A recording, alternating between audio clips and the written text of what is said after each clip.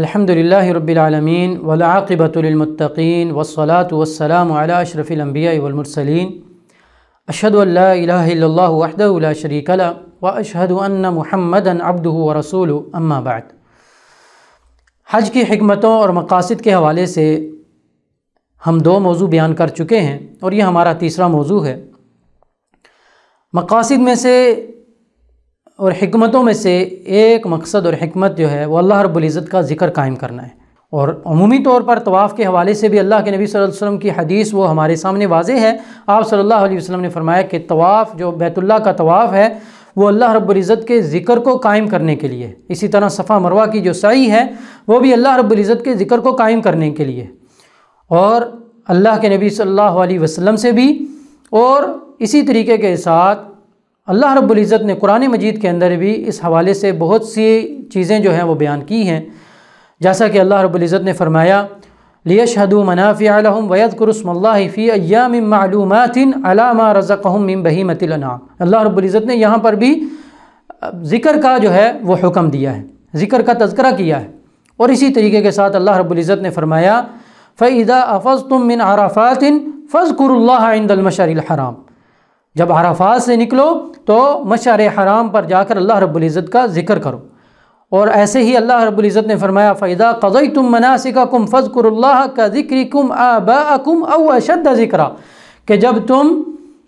مناسک کو مکمل کر لو تو اس کے بعد بھی اللہ رب العزت کا ذکر کرو، اس طرح ذکر کرنا کہ جس طرح یہ جاہلیت کے حوالے سے خاص طور پر آیت تھی کہ جاہلیت میں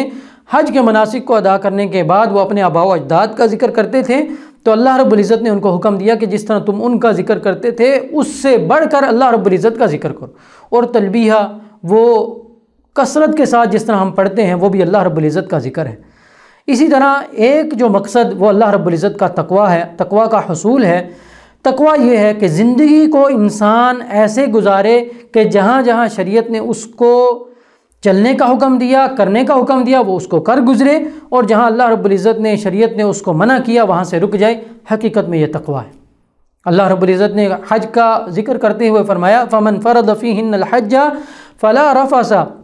وَلَا فُسُوقَ وَلَا جِدَالَ فِي الْحَجِّ، کہ جس پر حج فرض ہو جائے، جو حج کرنا شروع کر دے تو پھر کوئی بیہودہ کام نہ کرے، کوئی فسق و فجور کا کام نہ کرے، اور اللہ رب العزت نے فرمایا آخر میں وَمَا تَفْعَلُوا مِنْ خَيْرٍ يَعْلَمْهُ اللَّهُ وَتَزَوَّدُوا فَإِنَّ خَيْرَ الزَّادِ التَّقْوَىٰ، اور زاد راہ اپنے ساتھ لو، اور بہترین زاد راہ جو ہے وہ تقویٰ ہے۔ وَاتَّقُونِ يَا أُولِي الْأَلْبَابِ، اور اے عقل مند لوگوں مجھ سے ڈر جاؤ۔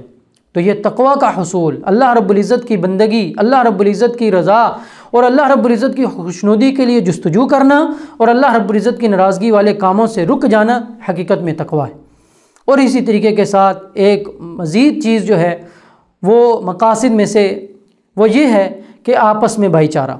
مختلف ملکوں کے لوگ، مختلف علاقوں کے لوگ، مختلف جگہوں کے لوگ جو ہے وہ اس ایک جگہ پر اکٹھے ہوتے ہیں، ہم آپس میں ایک دوسرے کے ساتھ ملتے ہیں، آپس میں بھائی چارہ، آپس میں محبت اور الفت، جو ہمیں یاد دلاتی ہے صحابہ کے دور کو کہ کس کس قبیلے سے، کس کس جگہوں سے، اور یہاں پر اکٹھے ہوتے ہیں۔ اللہ کے نبی صلی اللہ علیہ وسلم نے ان میں بھائی چارہ قائم کیا۔ آج ہم اسی طرح یہاں پر اکٹھے ہوتے ہیں، تو ہم بھائی چارہ، محبت، اس کا درس یہاں پر بھی اس کو اپنے ذہن میں رکھیں، اور جب آپ اپنے ملکوں میں جائیں تو وہاں پر بھی ہمارے ذہنوں میں یہ ہونا چاہیے، یہ نہ ہو کہ حج کر کے جائیں اور وہی لڑائی جھگڑے، وہی فتنہ فساد اپنے ملکوں میں جا کر کریں، نہیں، بلکہ یہاں سے یہ سبق لے کر جائیں، پیار و محبت، الفت، اتحاد اور اتفاق، ان درسوں کو، ان اسباق کو ہم یہاں سے لے کر جائیں۔ اللہ رب العزت سے دعا ہے کہ اللہ رب العزت یہ جو حج کے مقاصد ہم نے بیان کی ہیں، ان مقاصد کو حاصل کرنے کی اور ان مقاصد سے فائدہ حاصل کرنے کی توفیق عطا فرمائے۔ وآخر دعوانا ان الحمد للہ رب العالمین۔